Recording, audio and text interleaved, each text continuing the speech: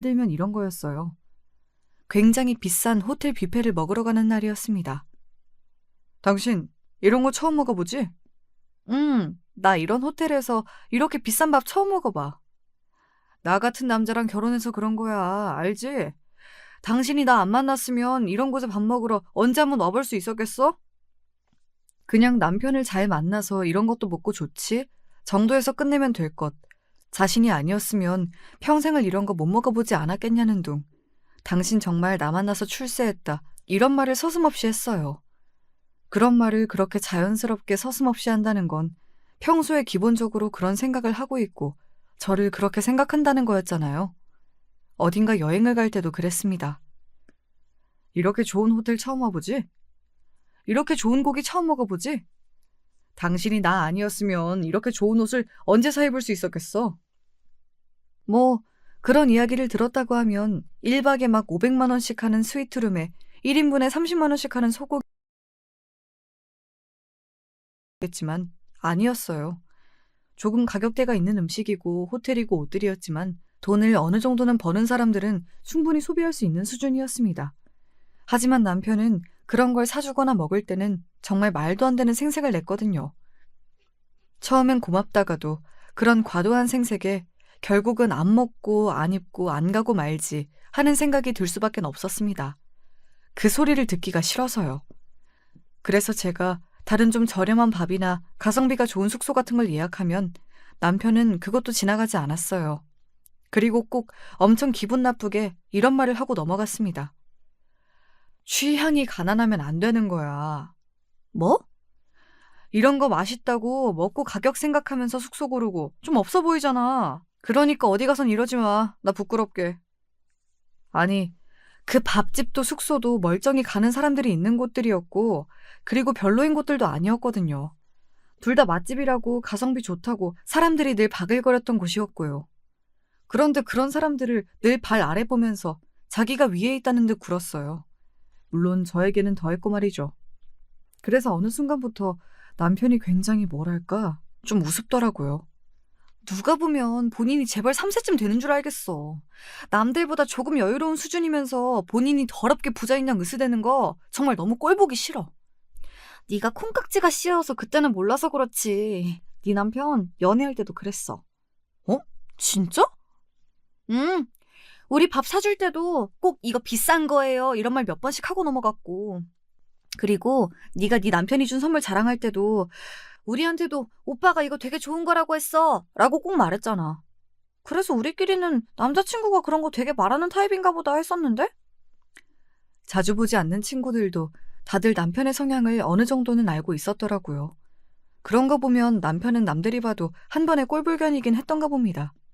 지금 생각해보면 저는 남편이 뭐가 좋아서 결혼까지 한 건지 모르겠어요. 그래서 이혼을 생각했던 적도 있었습니다. 하지만 매번 금방 다시 접었던 것 같아요. 늘 이유는 달랐습니다. 한 번은 남편과 헤어지고 어떻게 살아야 하느냐는 생각에 그랬던 적도 있고요. 아이를 낳고 난 뒤에는 아이를 생각하지 않을 수 없었고, 그리고 결정적으로 저희 엄마가 남편을 무척 좋아했어요. 아이고, 이번 생일에도 네 남편이 나한테 용돈이라면서 봉투를 주더라. 그거 얼마 된다고 그렇게 좋아해. 금액도 금액이지만 마음 아니니. 나는 내 자식 중에 너같이 그렇게 결혼 잘하는 애가 나올 거라고는 생각도 못했어. 남편 복 없는 년은 자식 복도 없다고 하잖니. 그런 말이 어딨어. 왜 없어? 다들 하는 말인데. 아무튼 내가 어디 가서 내가 너랑 너희 남편만 이야기하면 어깨가 올라간다니까. 다들 사위가 용돈 준다고 하면 얼마나 부러워하는지 몰라. 엄마가 그런 말을 하는 걸 한 번 들은 이후로는 정말 더더욱 망설이게 되더라고요. 그런 거 있잖아요. 나만 참으면 돼. 그런 생각이 드니까. 나만 아무렇지 않은 것처럼 하고 있으면 다들 행복한가 보다. 그렇게 생각하며 버텼던 것 같아요. 만약에 남편이 그 정도만 했어도 저는 그냥 남편과 평생 살았을 겁니다. 그냥 생색내기 좋아하고 그로 인해 나를 조금 무시하더라도 뭐 엄마가 저렇게 좋아하고 아이에게도 아빠가 있는 게 좋으니까 하고 생각하면서 말이죠. 하지만 불행히도 남편은 거기서 멈추지 않고 점점 더 심해졌습니다. 원래 그렇잖아요. 누가 잘못되었다고 지적해주지 않은 상태에서 그 잘못됨이 지속이 되면 점점 더 죄의식 없이 더하게 된다는 거 말입니다. 저희 남편이 딱 그랬어요. 내가 내 무덤을 판 것 같아. 갑자기 그게 무슨 소리야? 오늘 동창회를 갔다 왔는데 동식이 마누라가 글쎄 약사래 약사. 그게 무덤 팠다는 거랑 무슨 상관인데? 제 그 질문에 남편은 저를 굉장히 한심하다는 듯 바라보고서는 한숨을 푹 쉬더군요. 그리고 세상 짜증이 난 듯 짜증스러운 얼굴로 이렇게 이야기했었던 게 기억이 납니다. 동식이가 나보다 못 살고 공부도 못했다고. 그런데? 나보다 결혼을 잘했잖아. 내가 진 거 같잖아. 나랑 결혼한 걸 후회한단 소리야? 너 같으면 좋겠냐? 어? 내가 오늘 마누라 뭐 하냐는 말에 쪽팔려서 아무 말도 못했다고. 집에서 쳐논다는 말을 어떻게 하냐? 마누라가 쪽팔린다는 말을 그렇게 아무렇지 않게 할 수 있어? 이건 교육도 제대로 안 돼 있어. 하늘 같은 남편이 말을 하는데 어디서 대꾸를 해? 어? 너 진짜 한 대 맞고 싶냐? 때려! 때리라고! 내가 못할 줄 알아? 그날 처음으로 남편한테 맞았어요. 세게 맞거나 많이 맞은 건 아니었지만 아마 누군가에게 맞아보신 분은 아실 겁니다. 처음에 그 충격이 엄청났던 것 같아요. 그래서 아직 그날이 제 기억 속에 굉장히 충격적인 일로 기억되어 있고요. 그 뒤로도 남편에게 여러 번 맞았지만 그날의 기억이 가장 크게 남아있거든요. 네, 그날 이후로 남편은 저를 향해 폭력을 행사하기 시작했습니다. 한 번이 어렵지, 두 번, 세 번은 쉽더라고요. 나중에는 정말 죄의식을 느끼지도 미안해하지도 않는 것 같았고 말이죠. 하지만 저는 그럼에도 남편에게 벗어날 생각을 하지 못했습니다. 겁쟁이였죠 뭐. 그리고 저를 우습게 보기 시작하니 저희 가족은 더더욱 그렇게 될 수밖에 없었어요. 하루는 제 여동생에 대해 이런 말을 하더군요. 저에게는 여동생이 하나 있었거든요. 시집을 가지 않은. 첫째는 결혼을 못한 거지? 걔는 안 한 건데? 남자친구 있었는데 안 했잖아. 할 수 있는데 안 하는 사람이 어딨어. 그건 핑계일 뿐이고 그냥 못한 거지. 처제가 남자들한테 인기 있을 타입은 아니잖아. 동생을 갑자기 험담하는 그 분위기에 기분이 나빠서 인상을 썼었습니다. 그랬더니 저를 보면서 약간 비웃더군요. 그러고는 이렇게 말했습니다. 왜? 동생 욕하니까 기분 나빠?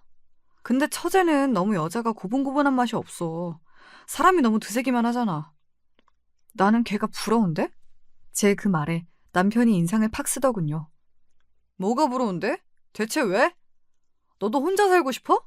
아니면 남자한테 따박따박 말 다 받아치면서 그걸 당당하다고 생각하고 살고 싶어? 자기 일하고 자신감 넘치고 나는 내 동생 멋지다고 생각하는데? 이게 어디서 남편이 이렇게 이야기하는데도 그게 자신감 넘치는 거야? 그냥 나이 먹고 결혼 못하는 노처녀가 성격만 더러워진 거지.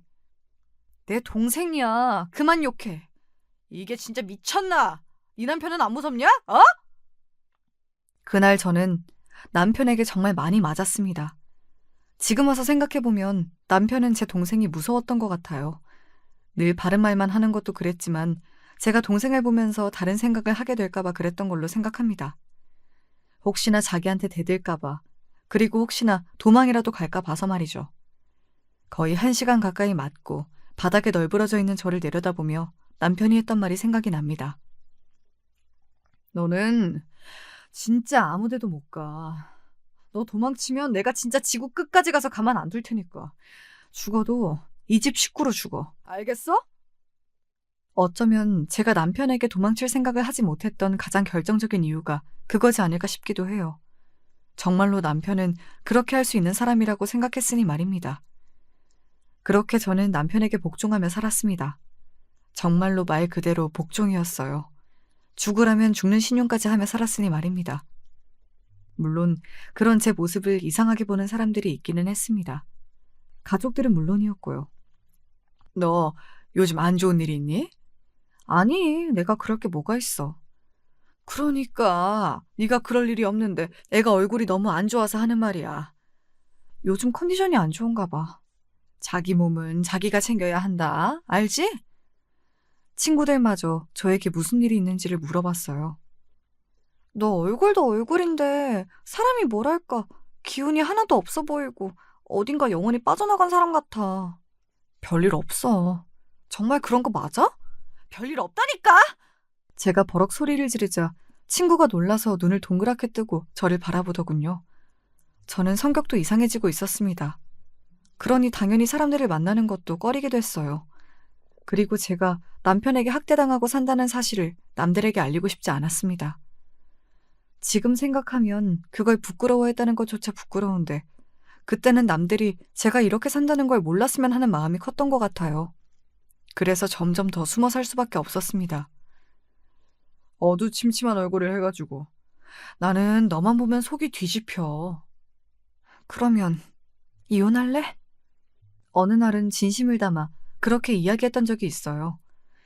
제 얼굴을 보는 것만으로도 짜증이 난다는 남편이 왜 나와 헤어지지 않는 건지 늘 궁금했었거든요. 그리도 남편이 이혼만 해준다면 위자료고 뭐고 받지 않고 그냥 나갈 생각도 있었습니다. 너 미쳤어? 아니, 나는 당신이 나를 너무 싫어하니까. 그렇다고 해도 그 말이 나오는 건 내 입에서 나와야지. 어디서 감히 네가 이혼 이야기를 먼저 꺼내? 너 정말 돼지고 싶냐? 어? 아니, 미안해. 남편에게 맞으며 생긴 습관 아닌 습관이 하나 있는데 그건 위협적인 상황이 생기거나 누군가가 저에게 손만 들어도 제가 움찔하면서 손으로 저 자신을 막는다는 것이었습니다. 어디서 보니까 학대당하고 사는 사람들이 가진 버릇이라고 하더라고요. 아직 저는 그 습관을 고치지 못했어요. 꽤 오래 걸리는 것 같아서 남편이 나에게 얼마나 큰 상처를 준 건지 매일 새롭게 깨닫고 있습니다. 아무튼 그날도 정말 뒤지게 맞았던 것 같아요. 그리고 그날 이후 남편의 친구들과 다 같이 부부 동반으로 모이는 자리가 있었습니다. 남편이 저를 향해 손을 들었고 저는 움찔하며 저를 손으로 막았어요. 그리고 그 장면을 거기 있는 모두가 봤고 말이죠. 바보가 아닌 이상 알 수 있었을 겁니다. 아, 저 여자 맞고 사는구나 하고 말이죠. 누가 보면 내가 당신 때리는 줄 알겠어. 라고 말하며 거기서는 사람 좋은 척 웃었지만 아마 속으로는 아무도 남편의 그 말을 믿지 않았을 거예요. 그리고 집으로 돌아와서는 또 자신을 쪽팔리게 했다며 저를 때렸고 말이죠. 저는 그렇게 남편에게 맞아가며 점점 더 제 자아를 잃어만 갔습니다. 김서방이랑 언제 한번 집에 와라. 아버지 집에 오셨어요? 그래, 다 같이 밥이나 먹자. 아버진 목수셨어요. 사람들은 공사장에서 목수일을 하는 아버지를 노가다라 부르기도 했지만 아니었습니다. 아마 아시는 분들은 아시겠지만 목수는 꽤 전문적인 일을 하는 직업뿐이고 또 수입도 꽤 되거든요. 게다가 아버지는 실력이 있고 성실하기까지 하셔서 찾는 사람들이 많았고 말이죠. 한번 지방에 큰 공사가 있으면 몇 개월에서 몇 년까지 집에 올라오지 않으시는 일도 있었습니다. 아버지 집에 오셨대. 당신이랑 다 같이 밥이나 먹자고 오라고 하시던데? 남편은 그런 제 말에 인상을 팍 찌푸렸어요. 하여간 귀찮게 하는 데는 뭐 있어. 당신 가기 힘들면 나만 가도 되고. 왜? 가서 울면서 내 남편이 나 때린다 그런 소리라도 하게? 저는 전혀 그럴 생각이 없었거든요. 게다가 오랜만에 보는 아버지에게 그런 소리를 할 생각은 더더욱 없었고요. 그런데 그 즈음에 남편은 저를 혼자 어디 내보내기 참 무서워했던 것 같아요. 제 몸에 멍이 늘어갔고 또 사람들이 저에게 무슨 일이 있는 건 아닌지 의심하는 일이 종종 생기자 혹시나 자신이 저를 학대하는 일을 사람들이 알게 될까봐 정말 같이 있는 내내 늘 저를 감시했습니다. 같이 있지 않을 때도 수시로 연락해서 어디에 있는지 물었고 말이죠. 이참에 뭐 제대로 된 사회노릇 좀 해보지. 남편은 그렇게 말하며 으쓱하더군요. 그리고 지방의 친구에게 샀다며 대게 한 박스를 가지고 와서는 저보고 친정에 가자고 했습니다. 비싸다는 대게를 집에 가져다 주고는 자기는 착한 사위인 양 보이고 싶었던 것 같아요. 아이고, 뭐 이런 걸 다 가지고 왔어. 그냥 와도 되는데. 엄마가 남편을 보고 활짝 웃으며 그렇게 이야기했습니다. 그때까지는 여전히 엄마에게 남편은 세상에 둘도 없는 사위였으니까요. 아버님 오랜만에 뵙는데 이 정도는 제가 준비해야죠. 고맙네. 비쌀 텐데. 아닙니다. 잘 지내셨죠? 건강은요?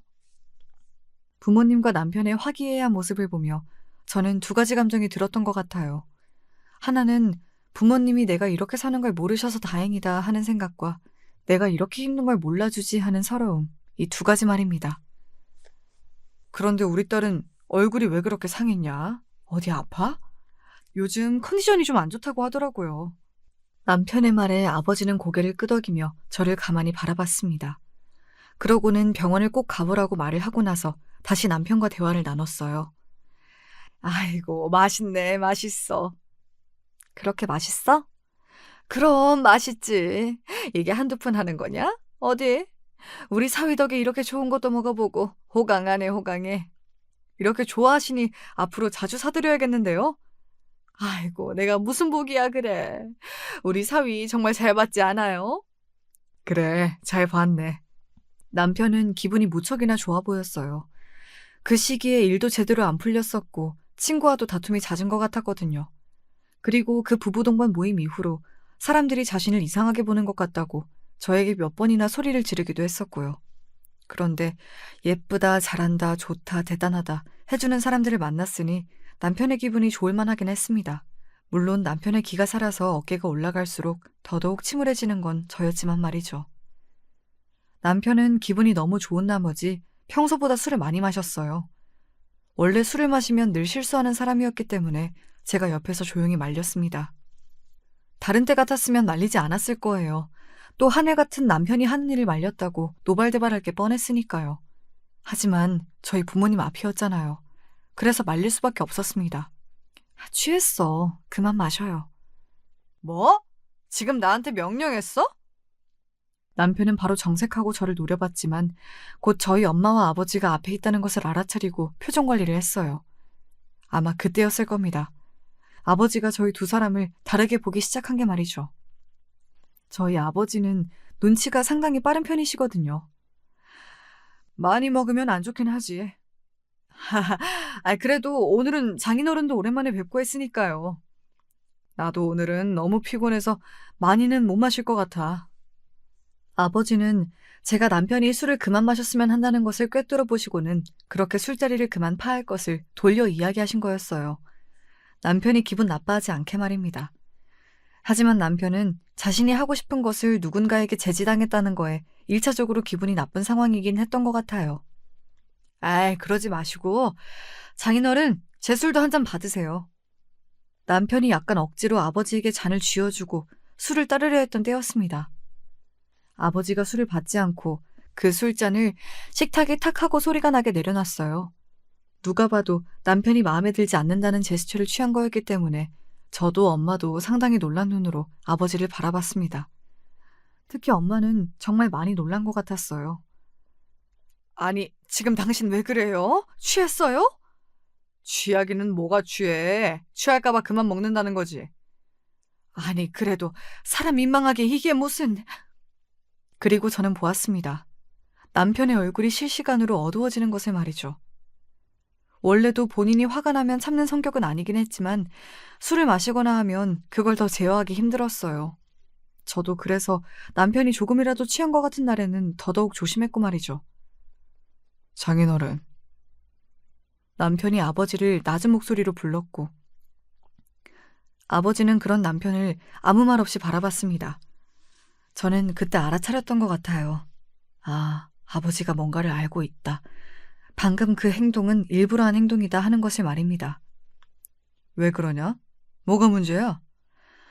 제가 지금 기분이 너무 좋아서 같이 좀 맞춰달라는 건데 그걸 못 해주신다는 거예요? 에? 과음은 좋지 않으니 하는 말 아닌가? 남편의 언성이 높아지는 것을 본 엄마가 눈을 동그랗게 떴지만 아버지는 아무런 동요가 없었습니다. 여전히 조금 전과 똑같은 얼굴과 목소리로 남편을 향해 계속 이야기를 이어나갔어요. 오늘은 그만하고 집으로 돌아가게. 그리고 우리 딸은 오늘 하루 여기서 자고 가게 두고. 알겠지? 아마도 아버지의 생각은 남편을 집으로 보내놓고 저에게 무슨 일이 있었는지 세세하게 캐물을 생각이셨던 것 같아요. 하지만 그렇게 하지 않아도 남편이 저에게 어떤 짓을 하는지 알 수 있게 되었지만요. 여기서 자고 간다고요? 이 사람이? 딸내미가 부모 집에서 하루 자고 가는 게 이상한 일은 아니지 않는가? 아버지의 말투가 점점 날카로워지고 있었어요. 아버지는 눈치를 완전히 채신 겁니다. 어느 정도인지 몰라도 제 결혼 생활이 평탄하지 않고 그 원인은 바로 남편에게 있다는 것을 말이죠. 엄마는 중간에서 몹시 곤란해하셨어요. 당신 왜 이래요? 취했어요? 한 병도 안 마셨는데 뭐가 취해? 그냥 우리 딸 오랜만에 봐서 이런저런 이야기 나누고 싶은 마음에 하루 자고 가라고 하는 건데 그게 문제요? 사실 아버지가 잘못한 건 없었습니다. 그러니 엄마도 남편 눈치를 한번 힐끔 보고서는 어색하게 웃으며 이렇게 이야기한 거고 말이죠. 그래, 오늘 하루만 얘 집에 두고 가. 어? 내일 일찍 보낼게. 아버지는 엄마의 그런 태도에 인상을 확 찌푸리셨어요. 나중에 들은 이야기인데 딸내미 앞에서 그렇게 사위에게 설설 기는 모습을 보여주면 남편이 저도 우습게 보는 게 당연하다고 그런 생각을 하셨던 것 같더라고요. 싫은데요? 남편이 그렇게 이야기하며 젓가락을 소리가 나게 식탁에 내려놨습니다. 아니 사실상 던진 거나 마찬가지였어요. 남편의 모습은 엄마는 놀란 눈으로 바라봤고 아버지는 아무런 감정이 없는 눈으로 바라봤습니다. 저는 놀라긴 했던 것 같아요. 남편의 그런 모습을 처음 봐서? 그런 이유는 전혀 아니었고요. 다른 사람 앞에서 그렇게 막 나갈 줄은 몰랐기 때문에 그거에 놀랐습니다. 자네, 지금 뭐라고 했나? 싫다고 했어요. 시집 보냈으면 끝 아닌가요? 아버님은 출가 외인이라는 말도 모르세요? 저 사람은 이제 우리 집 사람이에요. 엄마가 놀란 얼굴로 남편을 보다가 남편을 재빨리 말렸습니다. 아마 더 이상 큰 소리가 나오는 걸 막아야겠다 생각하신 것 같았어요. 그렇지 않다는 게 아니라 그래도 우리 딸이기도 하니 오랜만에 데리고 자겠다는 거야. 자네가 한 번만. 아이씨. 남편이 욕을 했습니다. 그리고 남편의 그 욕을 엄마도 아버지도 다 선명하게 들었고 말이죠. 엄마는 너무 놀라서 그 자리에서 입을 떡 벌리고 굳었어요. 엄마는 정말로 몰랐다고 하더라고요. 남편이 그런 사람이라는 걸 말입니다. 자네 지금 뭐라고 했나? 이 집안 사람들은 대체로 자기 주제 파악이 잘 안 되는 것 같아요. 내력인가? 뭐? 아니 전현도 매일 지 주제 파악 못해서 나한테 맞거든요? 저는 거기서 굳을 수밖에 없었습니다. 그 말까지 남편이 할 줄은 정말로 몰랐거든요. 그리고 얼굴이 시뻘겋게 달아오른 게 느껴졌어요. 수치심 그런 감정도 있었던 것 같고 부모님이 몰랐으면 하는 마음이 컸으니까 그거에서 오는 복합적인 감정이었던 것 같아요. 뭐? 맞아? 네. 매일을 나한테 개처럼 맞으면서 살거든요. 몰랐죠? 아버지의 표정이 험악해지는 것을 저는 봤습니다. 평소엔 순해 보여도 화가 나면 너무 무서운 분이셨거든요. 그런 아버지의 모습을 알아서 저도 아버지를 조금 어려워하는 것도 있었고 엄마도 정말로 중요한 때는 아버지 말을 다 들었고요. 하지만 남편은 몰랐죠. 아버지의 그런 모습을 단 한 번도 본 적이 없었으니까요.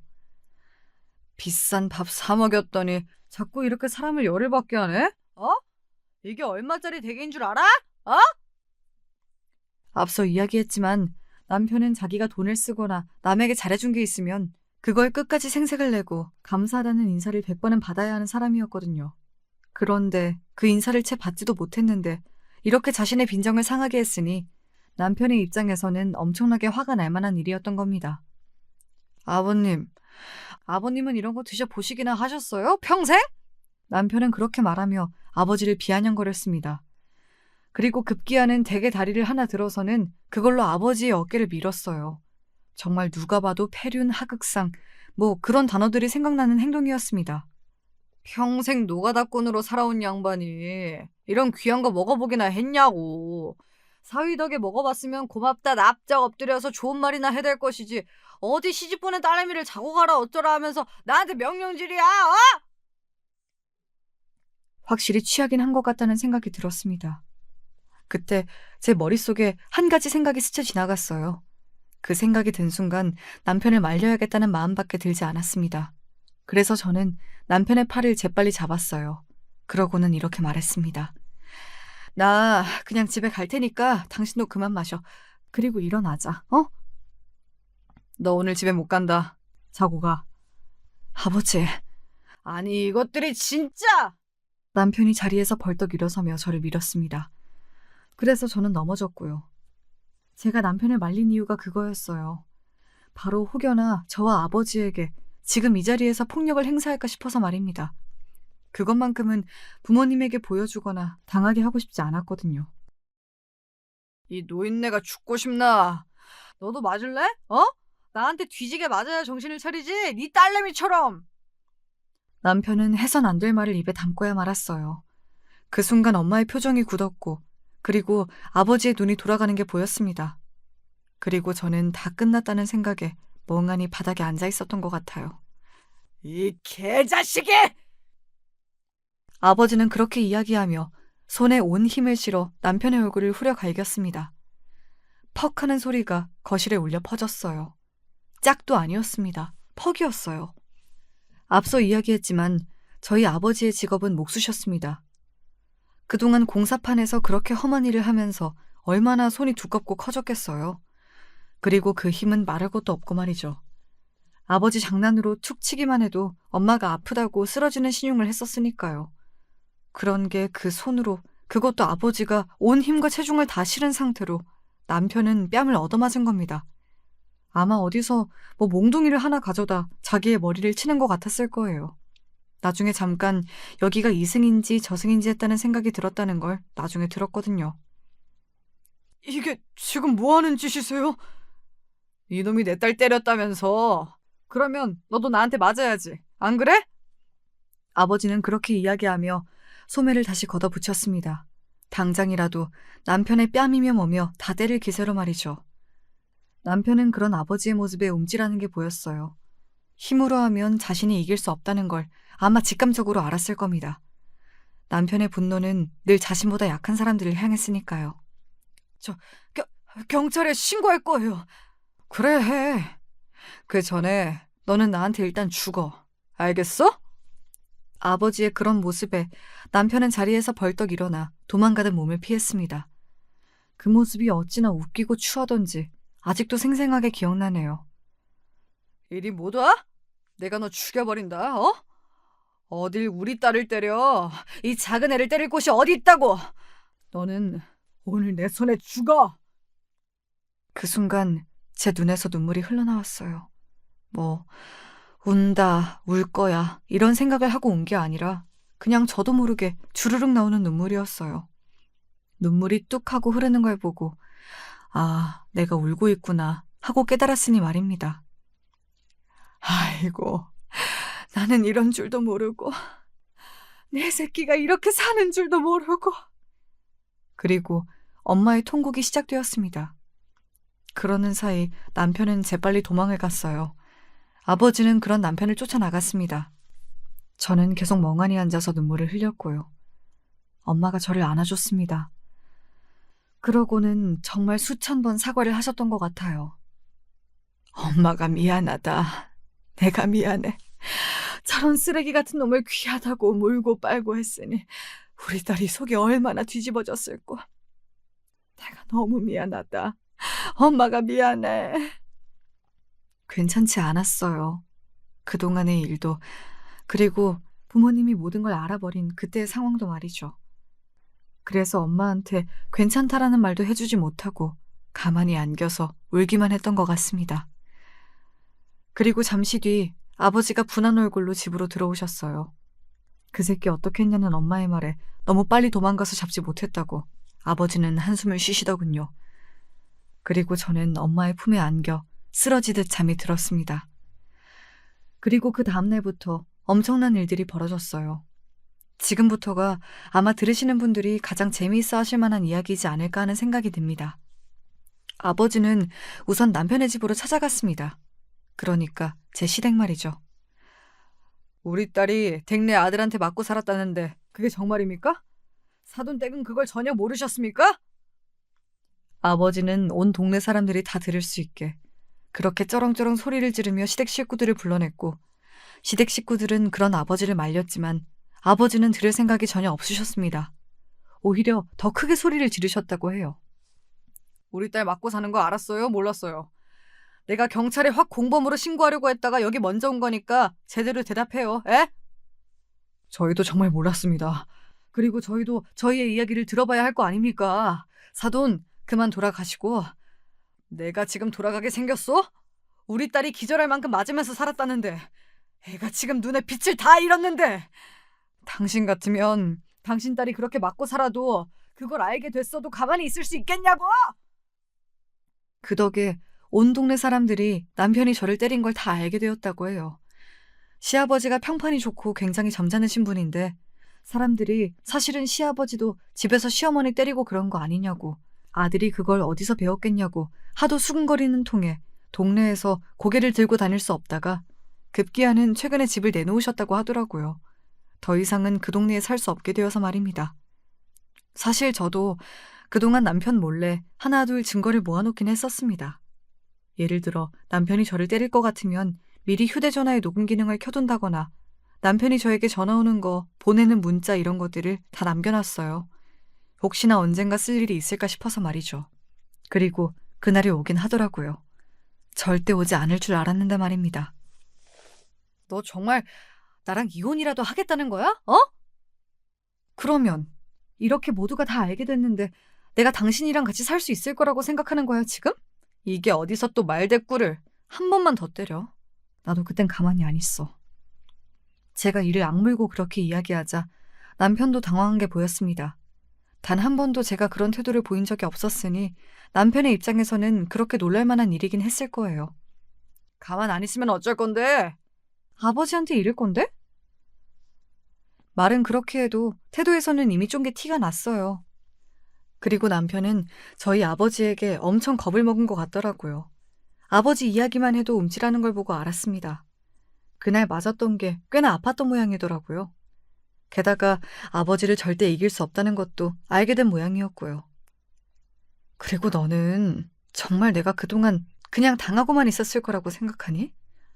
그게 무슨 소리야? 남편은 정말 영문을 모르겠다는 듯 저를 바라보더군요. 그런 남편에게 제가 서류봉투 하나를 건넸습니다.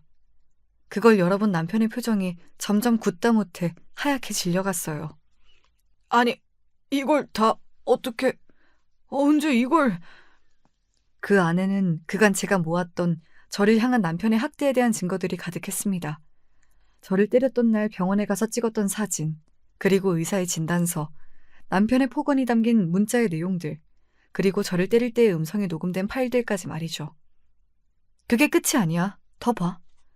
그리고 남편은 제가 절대로 모를 거라 생각했던 자신만의 비밀 하나가 더 있었습니다.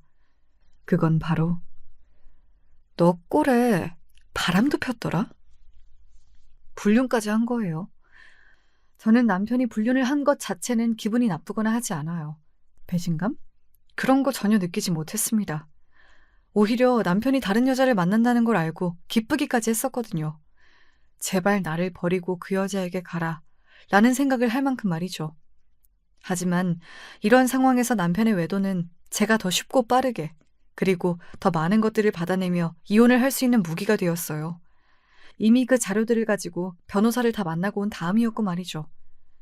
남편이 말을 더듬었습니다. 이걸 다 모았단 말이야? 그동안? 그러면 내가 정말로 아무 생각도 없이 너한테 당하고만 살 줄 알았니? 나도 생각이라는 걸 해. 내가 진짜 등신이야? 어? 남편은 아무 말 없이 가만히 제가 보낸 자료들을 하나둘 봤습니다. 남편도 알았을 겁니다. 이혼하지 않을 방법은 그 어디에도 없을 거라는 걸 말이죠. 머리 굴리지 말고 순순히 도장 찍어. 그리고 다시는 내 앞에 나타나지 마. 알겠어? 만약에 내 요구를 하나도 들어주지 않으면 내가 무슨 짓을 할지 나도 몰라. 제 그 말에 남편은 쫀득했지만 그래도 끝까지 자존심을 세우더군요. 자기가 그렇게 무시하고 막대하던 아내에게 이런 소리를 듣는 게 퍽이나 자존심이 상한 모양이긴 했습니다. 정말 가짱키도 말이죠. 뭐 어떻게 할 건데? 아버지한테 이럴 거라니까? 그리고 소송도 할 거야. 그리고 네가 가는 모든 곳에 네가 한 짓을 전시할 거야. 네 친구들, 네 회사 동료들, 네가 아는 모든 사람한테 이거 다 보낼 거라고. 알아들어? 이 개새끼야? 그 말은 정말 남편이 본인의 인생에서 들어본 말 중에 가장 무서운 말일 겁니다. 저는 확신할 수 있어요. 그렇게 사람 좋은 척을 하면서 가오 떨어지는 걸 죽기보다 싫어하는 양반이 자기 몸에 반도 안 되는 마누라를 팬 것도 모자라서 70이 넘은 장인어른에게 그렇게 맞고 도망을 다녔다는 것. 아마 죽기보다 주변 사람들에게 알려주기 싫었을 거예요. 알았어. 알겠으니까 합의서 들고 와. 그렇게 순순하게 대답하더군요. 그리고 이 말을 몇 번이나 했습니다. 깨끗하게 당신 원하는 거 다 해주면 소문 안 낼 거지? 진짜 소문 내지 마. 알겠지? 바로 이 말이요. 그렇게 저와 남편은 이혼했습니다. 재산 분할은 물론 위자료의 양육권까지 죄다 제가 가지고 왔어요. 그리고 남편은 제 허락 없이는 제 앞에도 아이 앞에도 나타나지 않겠다는 각서까지 썼고 말입니다. 저는 그렇게 지옥 같았던 결혼 생활을 끝냈습니다. 지금은 이렇게 이야기할 수 있어도 한동안은 그 관련된 이야기는 아무것도 하지 못했어요. 떠올리는 것조차 너무 고통스러웠으니까요. 이제는 어느 정도 상처가 치유가 되어 이런 이야기를 제가 먼저 꺼낼 수 있게 된 게 무척이나 다행이라는 생각이 드네요. 병원에 다니고 있기도 하고 무엇보다 제 주변에 좋은 사람들이 많아서 극복할 수 있었던 것 같습니다. 엄마는 제 얼굴만 보면 울려고 했는데 이제는 제 얼굴을 보면 좋은 이야기를 많이 해주려고 노력하세요. 그간 저에게 그런 일이 있었다는 걸 까맣게 모른 채 그저 사위가 예쁘다고만 했던 거에 대해 굉장한 죄책감을 느끼시고 있는 것 같았습니다. 전혀 그러지 않아도 되는데 말이죠. 저는 오히려 모르시길 바래서 감췄던 거기도 하고요. 그리고 아버지는 한동안 남편을 계속해서 괴롭혔어요. 아니, 괴롭혔다기보다 겁을 준 거죠. 너네 아버지같이 덩치도 좋고 힘도 좋고 게다가 나를 그렇게 때려본 적이 있는 사람이 그렇게 주변을 계속 돌아다니면 무섭지. 나 같아도 너한테 전화할 만한 것 같아. 남편이 저희 아버지가 무섭다고 더 이상 자신을 쫓아다니지 않았으면 한다고 전에서 연락해왔거든요. 고작 저런 인간이 무서워서 그간 잠자코 있었다는 게 어이가 없을 만큼 하찮다고 생각했던 것 같습니다. 아마 그 새끼는 저희 아버지가 무서워서라도 제 옆에 나타나진 않을 거예요. 아니, 그 전에 그 상간녀라는 여자와 다시 재혼했으니 더 그랬긴 했을 겁니다. 네, 남편은 금방 다시 재혼을 했습니다. 보통 이런 경우에는 그 상간녀를 욕하고 싶다든지 아니면 그래, 너도 어차피 바람 피워서 하는 결혼이고 네 엿보니까 그런 개새끼한테 실컷 당해봐라 뭐 그런 생각이 들 것 같잖아요? 하지만 저는 둘 다 아니었습니다. 너무 불쌍하지 않니? 세상에, 남편 불륜녀를 이렇게 진심으로 불쌍하다고 생각하는 사람은 너밖에 없을 거다, 진짜로. 하지만 저는 정말로 그녀가 불쌍했거든요. 저와 같은 일을 당한다는 걸 생각하면 말이죠. 아무리 불륜이 엄청난 잘못이긴 하지만 제가 당했던 수년의 그런 일들을 다 당할 만큼의 죄는 아니라는 생각이 들기도 했고요. 그만큼 남편은 저를 학대했으니까요. 할 수만 있다면 그 불륜녀를 찾아가서 그 결혼은 절대 하지 말라고 뜯어말리고 싶었지만 주변에서 말렸습니다. 그 여자의 엿보이기도 하고 무엇보다 이제 더 이상 그 집 식구들과 엮이지 말라고 말이죠. 저도 그러고 싶진 않았기에 찾아가진 않았던 것 같아요. 그리고 얼마 지나지 않아 그 여자도 도망을 갔다는 소식을 들을 수 있었습니다. 다행이라고 생각했던 것 같아요. 그리고 저보다 낫다는 생각도 했고 말이죠. 그게 무슨 개소리야. 뭐가 너보다 나아. 나는 그 지옥을 바보같이 몇 년을 버티고 있었는데 금방 도망가잖아. 그것만으로도 똑똑한 거지. 나보다 나아. 어이가 없다. 어이가 없어. 세상에 불륜녀를 그렇게 생각해주는 사람은 너밖에 없을 거다 아마. 친구는 그렇게 이야기하며 고개를 저었지만 본인도 그렇게 생각하긴 했을 거예요. 그런 남자한테 여자가 당하고 사는 건 마음이 쓰이는 일이니까 말이죠. 심지어는 저희 엄마도 그 불륜녀 어떡하냐는 말을 했을 정도니까요. 시댁은 이사하였고 남편은 회사에서 잘렸습니다. 동네에 소문이 파다하게 났는데 그게 남편의 회사에까지 흘러들어간 모양이었어요. 회사에서 권고사직을 당했다고 하더군요. 그 자존심에 회사에서 나가줬으면 하는 의사를 표했을 때 버티기란 쉽지 않았을 것 같긴 해요. 그리고 매일을 집안에 갇혀서 게임만 한다고 들었습니다. 그 때문에 시어머니의 속이 말이 아니라고 말이죠. 사실 시어머니에게는 감정이 조금 있긴 해요. 시아버지는 몰라도 시어머니는 제가 남편에게 그렇게 맞고 살았다는 걸 절대 모를 리 없었거든요. 그런데 아는 척하면 저를 도와주거나 자신의 아들에게 뭐라고 해야 하니까 모르는 척하는 걸 택했던 거고 말이죠. 그걸 생각하면 그냥 지금 그렇게 속상해하고 고통받는 게 업보라는 생각이 듭니다. 제 버릇 개 못 준다는 말이 있죠. 남편은 동네에서도 자기보다 못한 사람에게 손가락질하고 어디 식당에 가서도 가게 사장님한테 이렇게 남 비위 맞춰주면서 밥 벌어먹고 사는 거 힘들지 않냐 뭐 그런 식의 이야기를 했다가 시비가 붙어서 싸움이 났다는 이야기를 들었습니다. 그리고 경찰이 와서 합의금을 몇 번이나 물어줘야 했다고 말이죠. 친구들에게도 다 손절을 당했다고 하더군요. 전에 왜 약사 아내와 결혼했다던 그 친구에게도 시비를 걸었다고 했습니다. 나보다 평생을 못 낳았던 애가 어떻게 자기보다 잘 살 수 있냐면서 화를 내서 말이죠. 그러면서 그 약사 아내를 자기가 꼬시겠다며 말도 안 되는 개소리를 해댔다고 하더군요. 친구에게도 회사에게도 손절을 당하고 이제 가족밖에 남지 않았다고 했습니다. 그마저도 시아버지나 동생들은 찾아오지도 않고 시어머니만 가끔 들여다본다고 말이죠. 남편은 아마 결국에는 자기 어머니에게도 버림을 받게 될 거예요. 제가 아는 시어머니는 인내심이 있는 사람이 아니었고 남편은 그 정도를 뛰어넘는 사람이었으니 말입니다. 그렇게 남편의 주변에는 결국엔 아무도 남지 않게 될 겁니다. 자신의 자랑을 더 이상 할 수 없고 누군가 옆에서 잘났다고 해주는 사람이 아무도 없는 현실. 남편은 그 현실 속에서 외롭고 처절하게 살 거예요. 그게 저는 최고의 복수라고 생각합니다. 그리고 저는 그 반대로 정말 많이 행복해하며 좋은 일만 만들려고 노력하는 삶을 살 거라고 말이죠. 저에게는 좋은 사람들이 주변에 많으니까요. 남편과는 달리 말입니다. 한때는 정말 복이 없는 사람이다라고 생각했는데 이렇게 보니 제가 복이 많은 것 같기도 하네요. 나 이제 은퇴할 거다. 잘 생각하셨어요. 이제 편하게 쉬세요. 돈 없어서 굶어 죽을 걱정을 해야 하는 것도 아닌데. 그 전에 내가 너한테 줄 게 있다. 아버지는 그렇게 말씀하시면서 저에게 뭔가 하나를 건넸습니다. 바로 통장이었어요. 그리고 그걸 의아한 눈으로 열어보고서는 경악하는 눈으로 바뀔 수밖에 없었습니다. 너무 큰 돈이 들어있었거든요. 그동안 악착같이 모은 돈이야. 내 새끼들 주려고. 너무 큰 돈이라 받을 수 없다고 이야기한 저에게 아버지가 한사코 쥐어주시면서 그렇게 말씀하셨습니다. 그리고 지금 그 통장은 제 방 서랍에 있어요. 언젠가 필요한 날이 오면 다시 열어볼 생각입니다. 함부로 쓸 수 없는 돈이잖아요. 아버지의 피땀 눈물인데. 제 이야기는 여기까지입니다. 저는 오늘보다 내일, 그리고 모레 더 괜찮아지고 행복해질 거예요. 남편은 반대로 오늘보다 내일, 그리고 모레 더 불행해지겠죠. 꼭 그러길 바라고 있기도 하고 말입니다.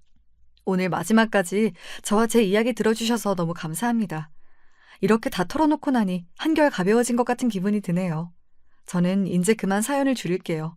제 이야기를 들어주신 모든 분에게는 언제 어디서나 좋은 일만 있기를 바랍니다.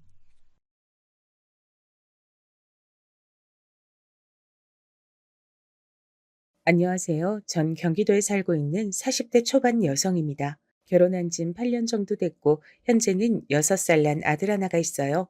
늦게 귀하게 얻은 아이라 온 집안의 예쁨을 다 받고 있는 아들입니다. 남편은 공기업에 다니고 있고 전 원래 작은 회사에 다니긴 했는데 결혼하면서 그만뒀어요. 남편의 집이 손이 귀한 집안에 시어머니가 식당을 운영하시는데 그게 규모가 꽤 컸거든요. 그래서 나중엔 며느리가 있으면 좋겠다고 늘 얘기하셨어요. 남편은 외동아들이었으니 당연히 그건 절 얘기하는 거겠고요. 물론 그런 이유도 있긴 했지만 가장 큰 이유는 바로 아이였습니다. 조금 전에 얘기했듯 남편의 집안은 대대로 손이 아주 귀했고 전 빠르지 않은 나이에 결혼했어요. 사실 그것 때문에 시어머니가 절 마음에 안 들어 하신 부분도 있었고 말이죠. 처음 인사를 갔을 때 다른 것보다도 나이부터 물어보셨던 게 기억납니다. 올해 나이가 어떻게 되니? 33입니다. 아이고, 곧 있음 노산이네 그려. 처음 보는 자리에서 바로 그런 얘기부터 하셨으니까 말이죠. 사실 인사를 가기 전에 남편에게 어머니가 좀 그러신 편이라고 미리 얘기를 듣고 가긴 했지만 그럼에도 면전에 대고 바로 그런 얘기를 들으니 당황스럽고 놀라긴 했었습니다. 결혼하자마자 바로 임신부터 해라. 알겠지? 네? 아, 네. 딱히 엄청난 반대를 하진 않으셨지만 제 나이는 대놓고 마음에 안 들어 하셨어요. 하지만 남편이 이미 저보다 4살이나 더 많았었기 때문에 더 어린 며느리를 보는 건 쉽지 않다는 것도 알고 계신 듯 했습니다. 물론 시어머니의 식당이 잘 되고 있었고 남편이 공기업이라는 안정적인 직장을 다니고 있지만 남편도 곧 40인데 더 이상 미룰 수만은 없는 노릇이니까 말이죠.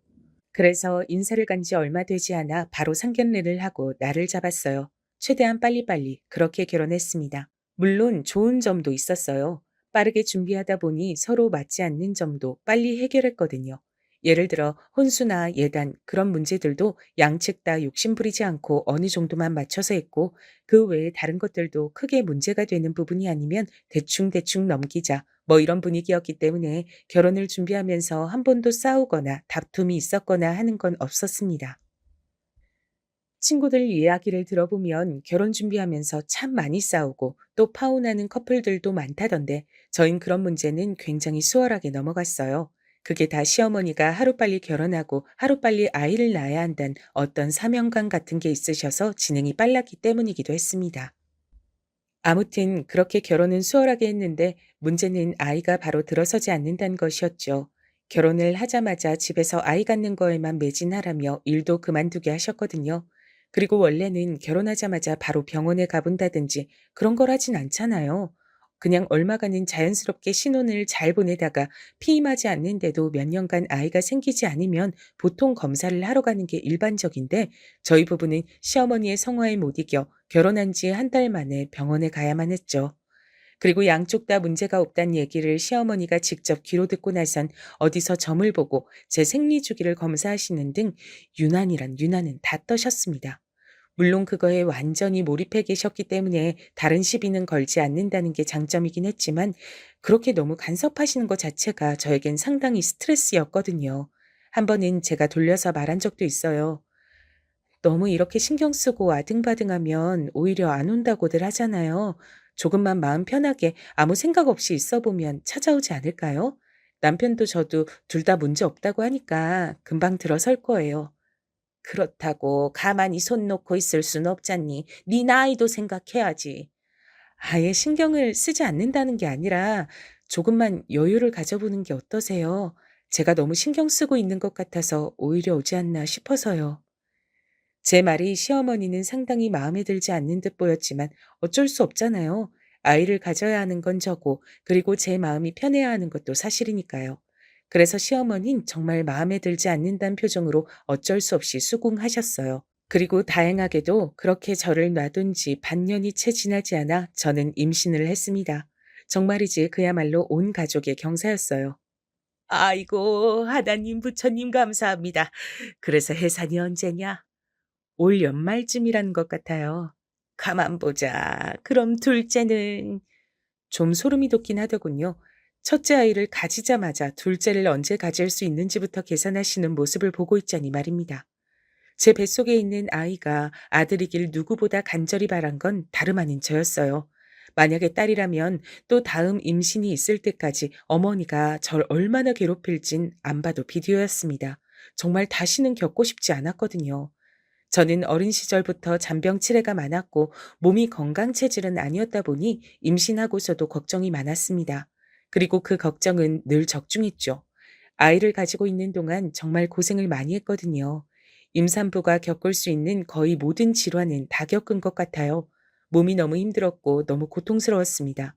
물론 뱃속의 아이가 너무 보고 싶고 사랑스러웠지만 그럼에도 가끔은 견딜 수 없을 만큼 힘들었어요.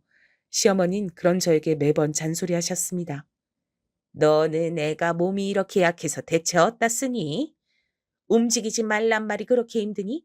남들은 이렇게 다 해주면 고마워서 절을 한다더니 너는 왜 가만 누워 있는 것도 못해?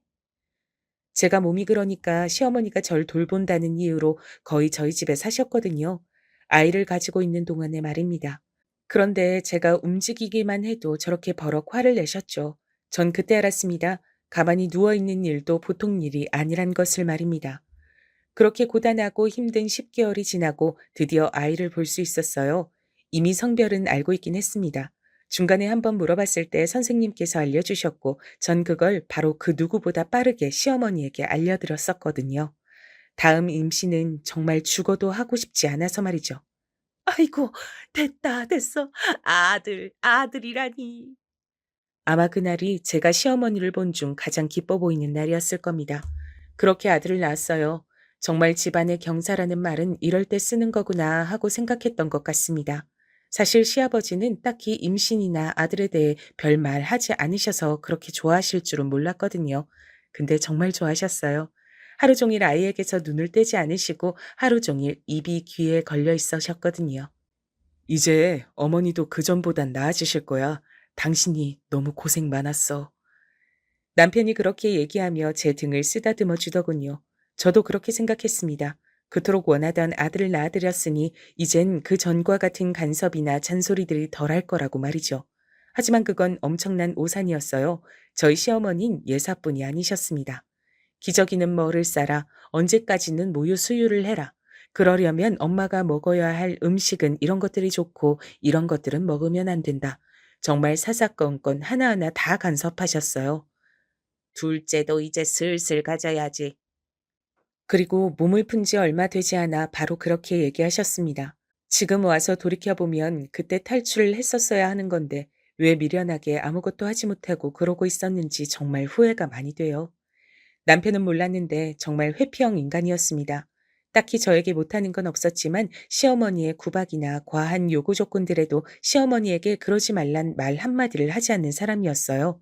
시어머니는 그런 아들을 두고 엄마 말 잘 듣는 효자 아들이라고 했지만 제 생각은 달랐습니다. 남편은 귀찮고 번거롭고 괜히 복잡해지는 일에 끼고 싶지 않았던 거예요. 아마 자신의 어머니가 어떤지 알고 있으니 더 그러긴 했겠지만요. 시어머니는 제가 미처 몸을 다 추스르기도 전부터 둘째 얘기를 하시더니 아들이 돌이 다가올 때쯤 정말 스트레스를 많이 주셨어요.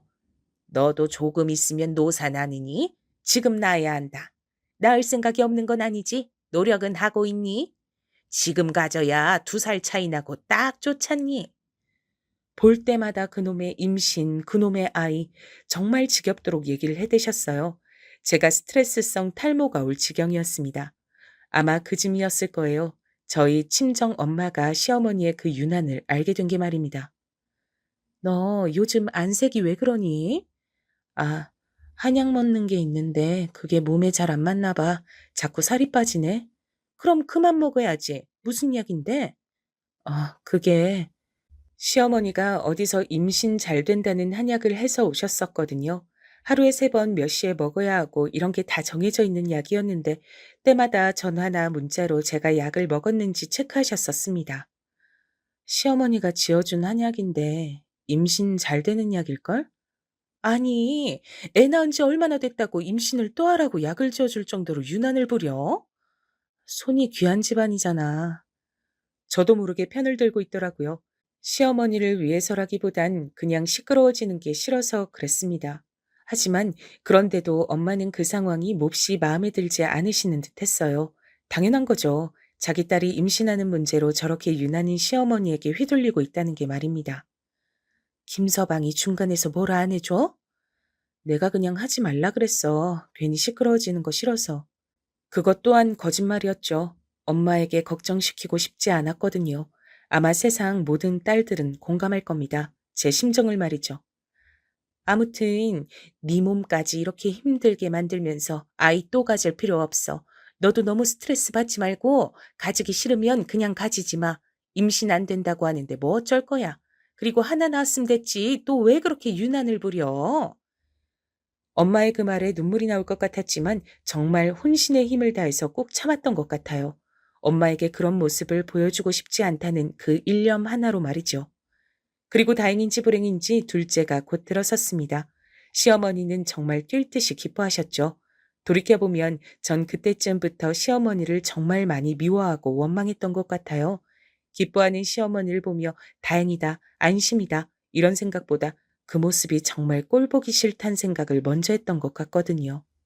그때 제 나이가 이미 노산인 나이로 접어들고 있을 때라 병원에서도 그렇고 더 조심하라는 의사 선생님의 말씀에 정말 시어머니의 그야말로 밀착 케어가 시작됐습니다. 첫째를 가졌을 때보다 한 10배는 더 했던 것 같아요. 저는 정말 스트레스를 많이 받았거든요. 하지만 가만히 누워서 다 해주는데 스트레스 받을 게 뭐가 있냐는 시어머니의 말과 그런 제 심정을 이해하지 못했던 남편 때문에 그 고통은 날로 더 심해졌습니다. 모두 아시겠지만 스트레스가 만병의 근원이고 또 임신 초기의 임산부에게 정말 쥐약이잖아요.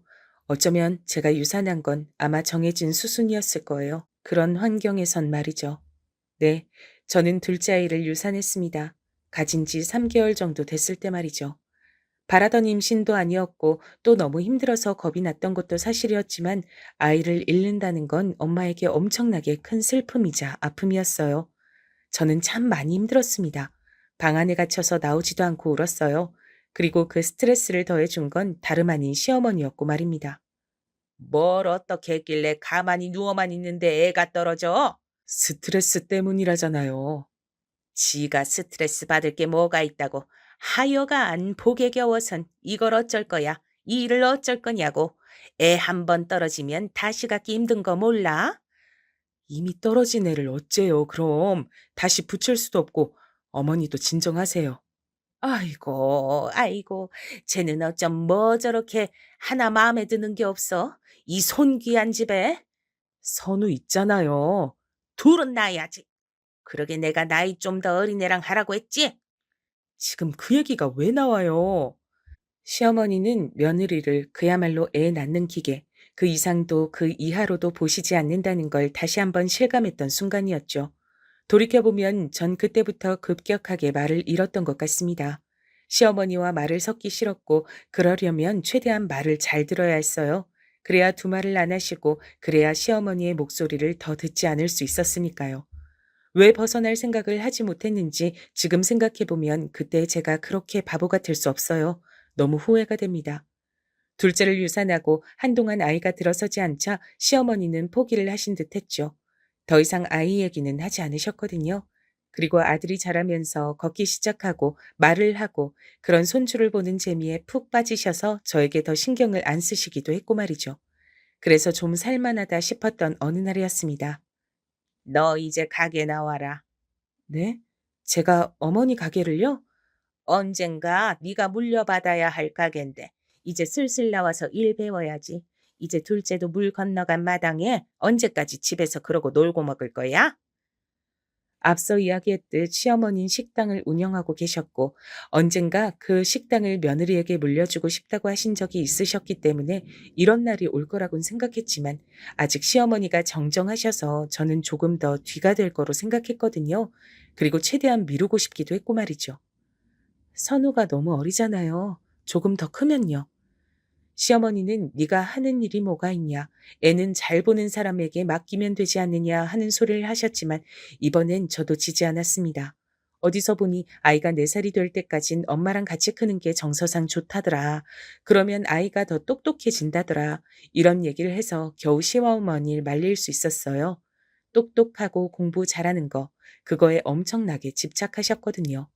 그렇게 아이가 5살이 될 때까지 그 식당을 나가는 걸 미룰 수 있었습니다. 하지만 그 이후로는 더 이상 미룰 수 없었어요. 물론 그동안도 시어머니의 간섭과 윤화는 계속되긴 했습니다. 애가 안 먹으면 안 먹는 대로, 많이 울면 우는 대로 언제나 제 탓을 하시며 저를 나무라셨으니까요. 그리고 그게 몇 년 동안 반복되자 저도 어느 순간부턴 정말 내가 잘못하고 있는 건가? 내가 모자라서 그런 건가 하는 생각이 들기 시작하기도 했죠. 처음엔 분명 시끄럽게 만들고 싶지 않아서 참고 한 귀로 듣고 한 귀로 흘리자 했던 건데 그런 얘기를 몇 년 동안 반복해서 듣다 보니 저도 모르게 안 좋은 일이 생기면 제 탓을 하고 있더라고요. 내가 뭘 잘못했는지, 혹시나 그게 내 탓은 아닌지 하는 것과 같은 말이죠. 나중에 돌이켜보니 그 모든 게 요즘 흔히들 얘기하는 가스라이팅이었던 것 같습니다. 그때는 그런 줄 몰랐는데 말이에요. 아이가 5살이 되고 이제 더는 시어머니 가게에서 일을 하는 것을 미룰 수 없었어요. 그리고 그때 또 시어머니가 어디서 알아온 영어 유치원에 아이를 보내기 시작했던 시점이라 더더욱 아이 핑계를 댈 수가 없었습니다. 그렇게 시어머니의 식당에서 일을 시작하게 됐습니다. 처음엔 지금까지 들어왔던 잔소리나 시어머니의 유난 정도라면 뭐 버틸만 하겠지 하고 생각했던 것 같아요. 하지만 아니었습니다. 식당에서 함께 일하며 하루 종일 붙어 있는 시어머니는 제 상상을 초월하는 분이셨어요. 아까 손님한테 물 제대로 안 가져다 줬지? 너는 할 줄 아는 게 뭐니? 설거지 제대로 하라고 했지? 이게 뭐야? 일이 느는 게 이렇게 더뎌서 널 어디다 쓰니? 너 사회생활은 제대로 한 게 맞지? 어쩜 이렇게 멍청할 수가 있어? 아무렇지 않게 다른 직원들이 다 보는 앞에서 그런 말들을 하셨어요. 인신공격성 발언들 말입니다.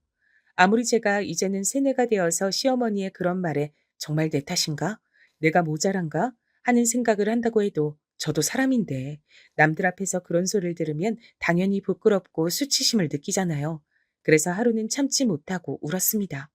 하지만 시어머니는 우는 저를 더 나무랐어요.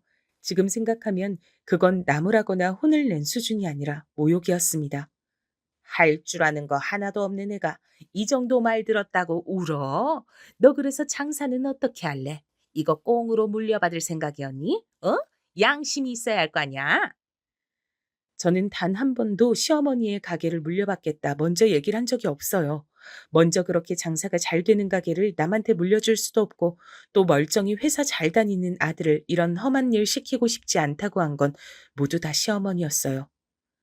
저는 아무래도 장사가 적성에 맞지 않는 것 같아요. 그 말에 소리를 확 지르시더군요. 어찌나 그 소리가 컸던지 퇴근 준비를 하던 주방 식구들도 다 들을 정도였습니다. 적성? 아이고, 배가 쳐 불렀구나, 니가. 적성 맞춰서 일을 하고 돈을 버는 사람들이 얼마나 되니? 어? 너는 편하게 네 남편이 벌어다 주는 돈으로 호의호식하면서 살 생각이었나 본데 난 그 꼴 못 본다. 어디서 이게 적성 타령을 해? 제가 집에서 노는 것 같으시면 그냥 다시 취직을 할게요. 너 지금 나한테 반항하니? 아니, 그게 아니고 정말 너무 고통스러웠거든요. 적성에 맞지 않는 일을 하나하나 꼬투리 잡히고 혼이 나가면서 하는 게 여간 힘든 일이 아니었습니다. 너무 힘들었어요. 식당 일도 식당 일이지만 하루 종일 감시하듯 저를 보는 시어머니의 그 눈도 정말 힘들었습니다. 사장님이 원래 보통이 아니시긴 한데 며느리를 더 세게 잡으시네. 그 식당에서 제일 오래 일했다던 직원이 저에게 다가와 커피를 주면서 얘기하더군요. 원래 직원들도 많이 잡으시는 편이긴 해. 그래서 여기 오래 일한 사람이 몇 명 없잖아. 그러고 보니 시어머니의 식당은 장사가 잘 되는 유명한 식당인 것 치곤 직원이 굉장히 빨리 많이 바뀌는 편이긴 했거든요. 그게 다 시어머니가 직원들을 못 살게 굴어서 그런 것 같더라고요. 본인은 직원들을 그렇게 빡세게 잡아야 손님에게 최상의 서비스 나가고 그래야 계속 장사가 잘 된다고 믿고 있어서 이러는 것 같은데 이러는 것도 정도가 있고 하루 이틀이지 이렇게 일 잘하는 직원들이 금방금방 나가서야 음식이나 서비스 수준이 한결같을 수 있겠냐고. 사장님은 하여간 사람 귀한 줄 몰라. 장사하는 사람한테 그게 제일 중요한 건데. 그 직원분도 몇 번이나 그만두려고 하셨지만 그때마다 시어머니가 붙잡은 것 같더라고요. 안 그래도 사람이 자주 바뀌는데 제일 오래 일하셔서 시스템을 다 아시는 분이 그만두면 아무래도 운영에 차질이 생길 수밖에 없으니까요. 내 생각엔 아무래도 그래서 며느리를 들인 게 아닌가 싶어. 자기가 아무리 저렇게 지랄해도 그만두지 못할 거 아니야, 며느리는. 듣고 보니 정말 그런 것 같다는 생각이 들더군요. 저에게 식당을 물려주고 뭐 그런 얘긴 사실 겉만 번지르르한 핑계에 불과하고 하도 직원들이 자주 바뀌고 많이 바뀌다 보니 식당의 맛과 서비스의 수준이 한결같이 유지되기가 힘이 들고 그로 인해 요즘 매출이 조금씩 줄어드는 중이라고 말이죠. 자기가 바뀔 생각 안 하고 이런 못될 생각이나 하고 있으니 하여간 저 사람 참 안 바뀌어. 시어머니네 가게에서 근 10년을 일하시는 분이 이제 일을 막 시작한 며느리에게 자기 사장 흉을 볼 정도면 시어머니는 정말 사람 관리를 못하고 있는 게 분명했습니다. 그것만 봐도 이 식당은 오래 유지되긴 글른 것 같았어요. 물론 시어머니 본인만 몰랐지 말입니다. 하지만 전 그런 구체적인 생각보다도 지금 당장 제가 못 견디게 힘든 게 더 컸기 때문에 어느 날은 남편에게 얘기를 했어요. 나 도저히 어머니 가게 일 못하겠어. 장사도 너무 적성에 안 맞고 하루 종일 어머님께 감시당하는 것 같은 것도 너무 스트레스야. 전 제가 그렇게 얘기하면 남편이 제 편을 들어주고 그래도 시어머니에게 한 번쯤은 말을 해줄 줄 알았거든요. 하지만 그건 저의 엄청난 착각이었습니다. 남편은 제가 힘든 것 따윈 안중에도 없는 듯 했어요. 여보, 어머니 식당 한 달 순수익이 얼만 줄 알아? 갑자기 그 얘기가 여기서 왜 나와? 아, 그걸 나중에 당신이 물려받을 건데 당연히 얘기해야지. 어머니 식당으로만 나보다 한 달에 내 월급 2배는 버셔. 어머니가 그 일을 하시면 몇 년이나 더 하시겠어. 그 몇 년만 참아. 그보다 더한 보험이 어딨다고 배부른 소리를 하고 있어. 저보고 배부른 소리라고 하더군요. 저는 당장 죽을 것만 같이 괴로운데 말이죠. 전 그날 이후로 남편에게 그 얘기를 하는 것을 관뒀습니다. 그리고 머리를 아예 비우고 기계처럼 가게에서 일만 했어요. 어머니가 무슨 욕을 하셔도 저건 사람이 하는 말이 아니다 하는 생각을 하면서 말이죠. 그렇게 1년을 버텼습니다. 저는 나름 잘 버티고 있다고 생각했는데 오랜만에 보는 사람들마다 저를 걱정했어요. 야, 너 얼굴이 왜 그래? 식당 일 많이 힘들어? 어? 나 힘든가? 전 제가 힘든 줄도 모르는 상태까지 되었고 말이죠. 겉으로 보기에만 그랬던 게 아니었습니다. 친구들은 제가 사람도 변한 것 같다고 하더라고요. 너 좀 변한 것 같아. 내가? 어디가? 그전엔 무슨 말을 해도 공감도 잘해주고 잘 웃었는데 지금은 꼭 감정이 없는 사람 같이 표정도 없고. 사실 그 얘긴 엄마에게서도 들었었거든요. 장사가 많이 힘들어서 그렇다고 둘러댔는데 친구들에게도 그런 얘기를 들으니 제가 어딘가 이상해지고 있나 하는 생각이 들긴 하더라고요. 저는 정신적으로 상당히 많이 아픈 상태였습니다. 그땐 자각하고 있지 못했지만 말이죠. 아마 저는 엄마 아니었음 그걸 평생 자각하지 못한 채 그렇게 세뇌당해 마음도 표정도 없는 기계처럼 감정을 빼놓고 일만 했을지도 몰라요. 그게 불행한 거란 생각조차 하지 못하면서 말이죠. 하지만 그래도 저는 복이 있는 사람이었습니다. 우리 가족들 말이에요. 친정 식구들 말이죠. 그 일은 저희 엄마가 시어머니의 식당에 오면서 벌어졌습니다. 그 시기가 제가 유독 더 힘든 시기긴 했어요. 아무리 감정 없이 기계처럼 일을 하고 있다곤 하나 그래도 사람이기 때문에 엄청난 일들 앞에서까지 감정이 없을 순 없잖아요. 당연히 상처도 받고 말이죠. 그때 가게의 매출이 점점 떨어지고 있었거든요. 이유는 명확했습니다. 얼마 전에 주방에 이모님과 시어머니가 크게 한번 다투신 일이 있었어요. 그리고 그분이 그만두셨거든요. 물론 그 싸움도 시어머니의 막말로 시작이 된 거였고 말입니다. 암튼 그래서 새로 구한 주방의 직원 때문에 음식 맛이 조금 변했어요. 맛이 없어졌다기보다는 그동안 이 식당을 찾아온 단골 손님들이 원하는 맛이 아니었다고 할까요? 그래서 그런지 단골 손님들이 많이 빠졌습니다. 당연히 매출은 떨어지고 말이죠. 동네 장사가 아무리 잘 된다고 해도 손님들이 빤하잖아요. 그래서 시어머니가 엄청 예민했던 시기였죠. 제 작은 실수 하나도 그냥 넘기지 못했고 말이에요. 뻑하면 저에게 물통 같은 걸 집어던지고 이년저년 해가며 욕을 해댔습니다. 원래는 그 정도는 아니었는데 점점 더 심해졌어요. 모든 스트레스를 저에게 다 풀었거든요. 그 덕에 직원들은 좀 편하긴 했을 거예요. 저한테만 그 난리를 쳤으니까 말입니다. 한 번은 그런 시어머니의 모습을 남편이 봤던 적이 있어요. 그날은 식당의 손님이 수저가 더럽다며 수저를 바꿔달라는 컴플레인이 있은 날이었거든요. 그 손님이 나가자마자 시어머니가 저에게 숟가락과 젓가락을 던지며 쌍욕을 하셨는데 그때 마침 남편이 식당으로 들어왔었습니다. 여보, 전 내심 남편이 자기 어머니의 이런 모습을 보고 충격을 받아 시어머니에게 화를 내고 절 감싸주고 당신 앞으로 식당 나오지 말라며 엄포를 놓는 그런 모습을 상상했어요. 그럴 만한 장면이잖아요. 하지만 남편은 그러지 않았습니다. 어머니, 이 사람이 무슨 잘못을 했는지 모르겠지만 사람들 앞에서 이러시면 안 돼요. 그리고 사람들이 보지 않아도 남한테 그렇게 화를 내는 건 옳지 않아요. 거기서 자기 엄마를 달래고 가르치고 있더군요. 그렇게 말해서 들어먹는 사람이었으면 여태 저한테 그랬겠냐고요. 남편은 그냥 그때도 회피한 겁니다. 본인 눈으로 직접 목격한 이상 어떤 말은 해야겠고, 근데 일을 크게 만들긴 싫고, 제가 당한 거니 저에게 뭐라고는 할 순 없고, 그냥 안 하니만 못할 짓을 한 거예요. 전 그 이후로 남편에게 모든 신뢰를 잃었고, 더 이상 남편이 의지가 된다는 생각을 단 하나도 하지 않게 됐거든요. 그냥 한 지붕 아래 사는 남자 사람, 그 이상도 이하도 아닌 존재가 돼버린 겁니다. 지금 생각하니 참 바보 같네요. 그 지경이 됐는데도 저는 왜 거기서 탈출하지 못하고 그렇게 당하고만 있었을까요? 세뇌가 이래서 무서운가 봅니다. 멀쩡했던 저 같은 사람도 그렇게 바보같이 만든 거 보면 말이죠. 그런 저를 그곳에서 탈출시켜준 건 다름 아닌 우리 가족이었어요. 제 식구들 말입니다. 제가 그때쯤 너무 스트레스가 극심해서 엄마의 전화도 받지 않고 연락도 하지 않았거든요.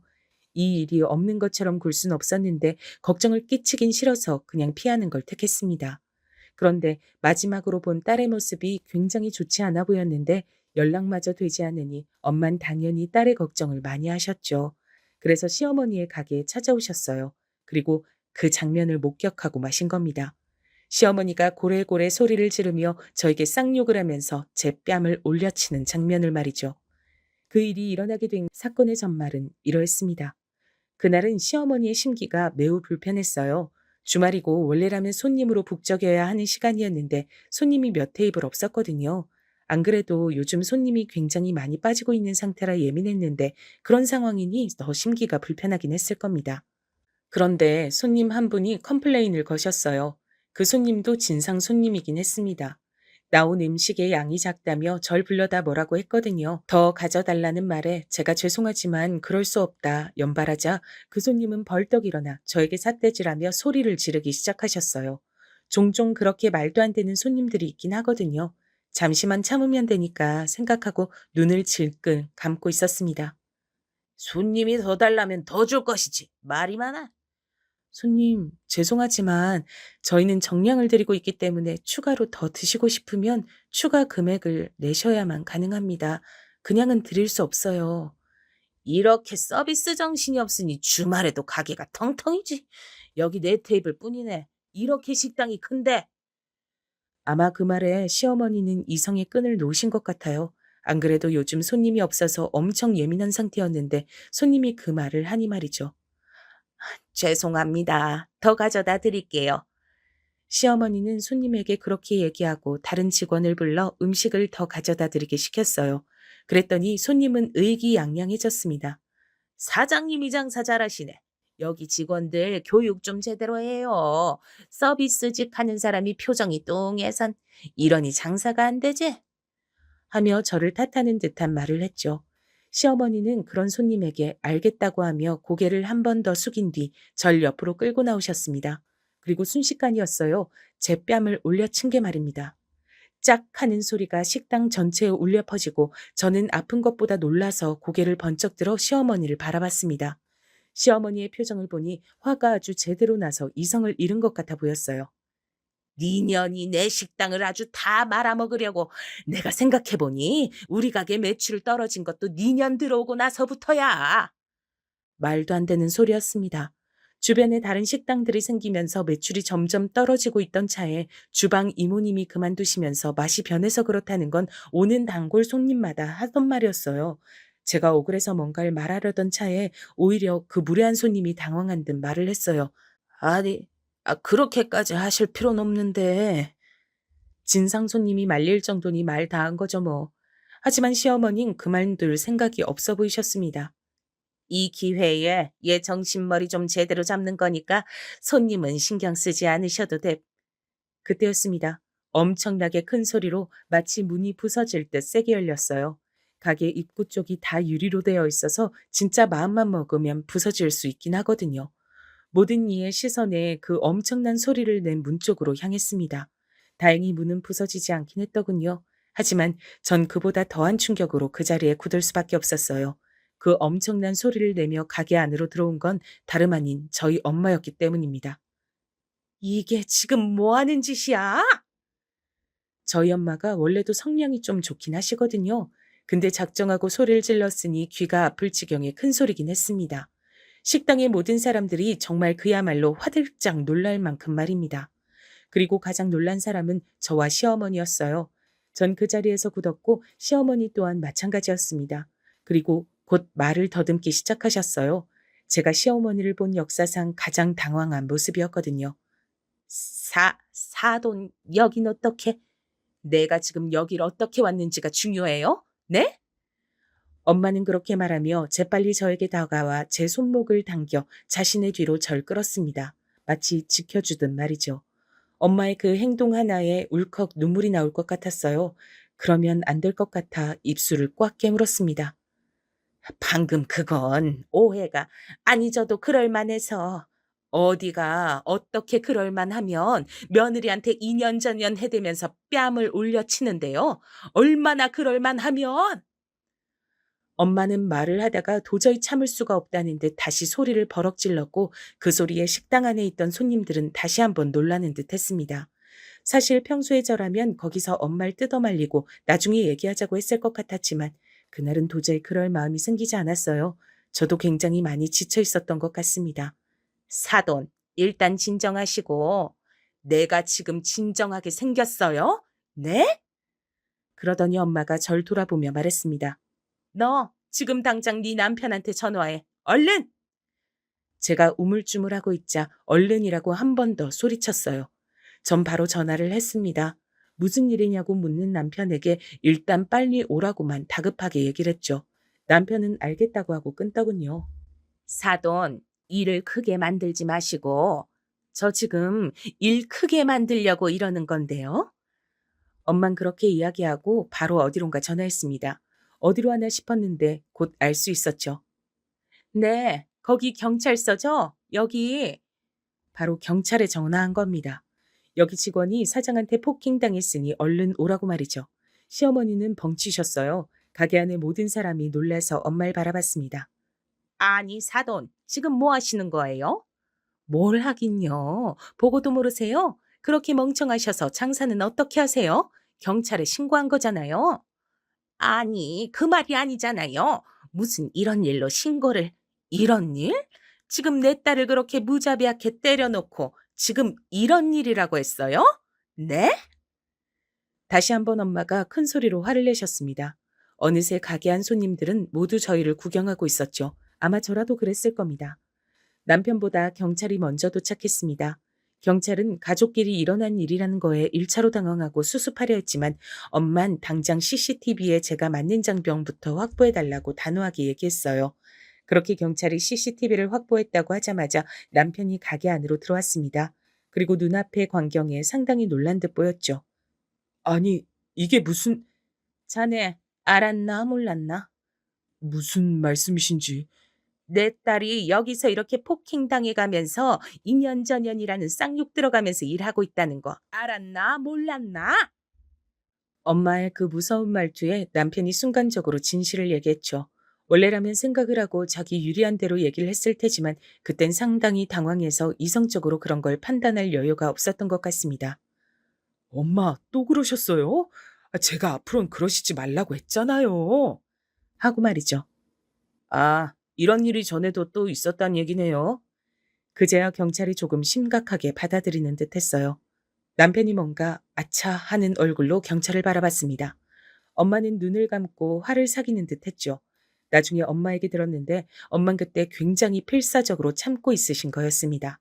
남편이든 시어머니든 누군가를 때리지 않기 위해서 말이죠. 성질 같아선 그 가게에 불을 지르고 싶으셨다고 하더군요. 여보, 장모님, 일단 진정하시고. 이 집안 사람들은 단체로 진정할 일이 아닌 거에 왜 자꾸 진정하래?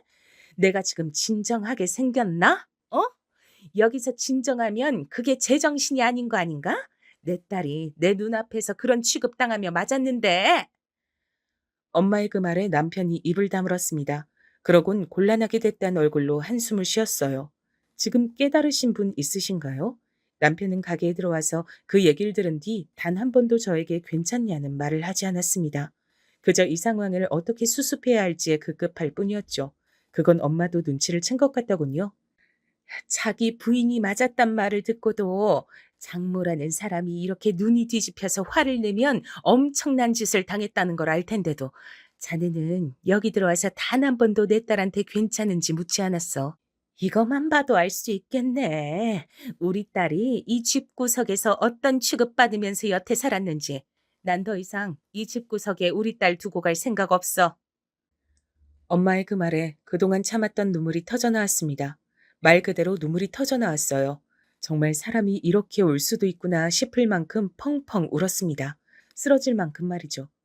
그렇게 울고 있으니 아까 저에게 시비를 걸었던 진상 손님이 저에게 사과하러 오더군요. 아유, 죄송합니다. 저도 다짜고짜 뺨을 때리셔서 당황했어요. 그렇게까지 하실 일이 아닌데 혹시 뭐 진술이나 이런 게 필요하면 다 협조하겠습니다. 그 진상 손님마저 나설 만큼이면 저희 시어머니가 어느 정도였는지 아실 수 있겠죠? 아무튼 저는 바로 병원으로 가 수액을 맞고 맞은 부분에 대한 진단서를 끊은 뒤 이미 경찰서로 갔습니다. 남편과 시어머니는 이미 진술하고 있었고요. 엄만 동생에게 전화해 아들을 친정집으로 데리고 가라고 시켰어요. 전 경찰서에서 그간 있었던 일을 다 진술하고 시어머니를 폭행죄로 바로 고소했습니다. 물론 그 자리에서 바로 처벌이 되거나 하는 건 아니라 사건 경위서 같은 것만 쓰고 나왔지만 말이죠. 경찰서를 나오는데 남편이 그러더군요. 당신 나랑 안 살 거야? 그럼 당신이랑 살 건데 내가 이러겠니? 경찰서에 앉아서 진술하면서 제가 그동안 얼마나 바보같이 살아왔는지, 이렇게 사는 게 얼마나 힘들고 답답했는지 깨닫게 됐거든요. 다시는 그 집구석으로 들어가고 싶지 않았습니다. 생각만 해도 숨이 막힐 것 같았어요. 여태 제가 버티고 있었던 게 용할 만큼 말입니다. 시어머니는 저에게 한마디도 하지 않으셨어요. 자신이 무슨 말을 하든 불리하게 작용한다는 것을 순식간에 깨달으신 듯 하더군요. 아무튼 그렇게 그날은 마무리됐죠. 집으로 가서 그간 있었던 일을 얘기하며 한 번 더 울었고 바로 다음 날 엄마의 아는 분을 변호사로 선임하고 이혼 소송을 진행했습니다. 그간 저에게 해오신 악행들이 꽤 증거가 많이 남아 있더라고요. 휴대폰으로도 악담을 많이 해오셨고 요즘 휴대폰에는 또 전화 내용이 자동으로 녹음되는 기능이 있잖아요. 그 기능으로 저에게 퍼부었던 엄청난 폭언들이 다 기록으로 남아 있었습니다. 엄마는 그 녹음 내용들을 들으며 우셨어요. 제가 그간 왜 말하지 않았는지 그런 것들은 하나도 추궁하지 않으셨죠. 그간 얼마나 힘들었냐며 그저 꼭 안아주실 뿐이었습니다. 그런 부모님과 가족들의 태도를 보며 그동안 내가 얼마나 바보 같았는지 한 번 더 깨닫게 됐죠. 이렇게 날 소중하게 대해주는 사람들이 많은데 왜 그렇게 당하고 살았는지 하고 말이죠. 폭행으로 했던 소송은 증언을 해줄 사람들이 넘쳐났습니다. 시어머니와 좋지 않게 헤어졌던 가게 직원들이 소식을 듣고 너도 나도 증언을 하겠다며 연락이 왔거든요. 시어머니가 얼마나 잘못 살았는지 알 수 있는 부분이죠. 그 때문에 온 동네에 소문이 다 났다고 하더군요. 며느리를 때리는 시어머니로 말이죠. 당연히 가게는 손님이 뚝 끊겼습니다. 동네 아줌마들이 많이 오는 가게였는데 며느리를 때리는 시어머니가 하는 가게, 당연히 가지 않죠. 원래도 가게는 점점 망해가고 있었지만 정말 문을 닫아야만 했어요. 손님이 하나도 오지 않는 날이 더 많은 식당이 됐으니 말입니다. 가게 문을 닫던 날 시어머니가 주저앉아 우셨다고 하더군요. 불쌍하다는 생각조차 들지 않았습니다. 그리고 폭행으로 했던 소송은 시어머니가 저에게 상당한 금액의 위자료를 배상하라는 결과가 나왔어요.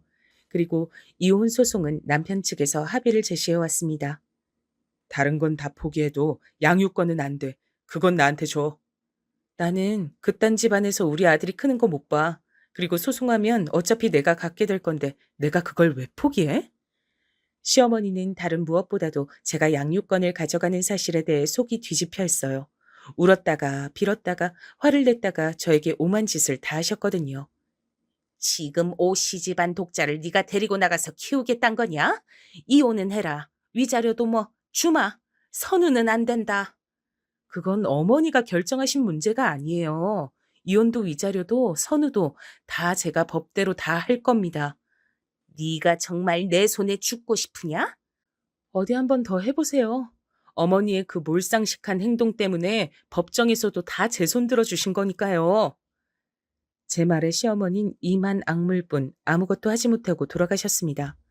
남편도 자신의 어머니와 연을 끊으면 다시 생각해 봐 줄 수 있냐는 등 말도 안 되는 소리를 했지만 당신 얼굴을 보는 것만으로도 역겨워서 토할 것 같아. 라는 제 말에 충격을 받더니 다신 그 얘기는 하지 않더군요. 이혼 소송도 다 제가 승리했어요. 위자료도 많이 받았고 양육권도 가져왔습니다. 물론 합의하에 아이를 보여주는 부분에선 동의했고요. 시어머니는 시아버지와도 거의 남처럼 지내고 있다고 하더군요. 시아버지가 이혼하려다 참았다는 얘기를 들었습니다. 남편은 아직도 간혹 자신이 어머니와 연을 끊을 테니 다시 한번 생각해 봐달라는 식으로 얘기를 하지만 저는 그럴 생각이 절대 없네요. 지금이 너무 행복하거든요. 이제 숨을 쉬는 것 같고 이제 세상이 보이는 것 같아요. 소중한 제 가족들과 전 이렇게 살기로 결심했습니다. 엄마가 밝아지니 아이도 밝아지는 것 같아서 그동안 아이에게도 영향이 있었구나 싶어 슬프기도 했고 말이죠. 저는 요즘 문화센터에서 도예를 배우고 있습니다. 잡생각을 하지 않고 집중하기에 상당히 좋더라고요. 그리고 재미도 있고 말이죠. 이렇게 하루하루 소소한 즐거움을 느끼며 사는 일상이 얼마나 행복하고 소중한지 새삼 깨닫고 있는 나날들을 보내고 있어요. 그리고 눈물이 날 만큼 그 사실이 행복합니다. 저는 이제 그만 얘기를 끝내야 할 것 같아요. 그 집구석에 더한 복수를 해줄 수도 있었습니다.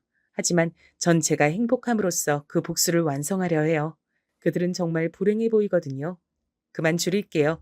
제 얘기 들어주신 분들도 오늘 하루 소소한 행복을 느끼며 그 일상에 행복해 하시길 바랍니다. 감사합니다.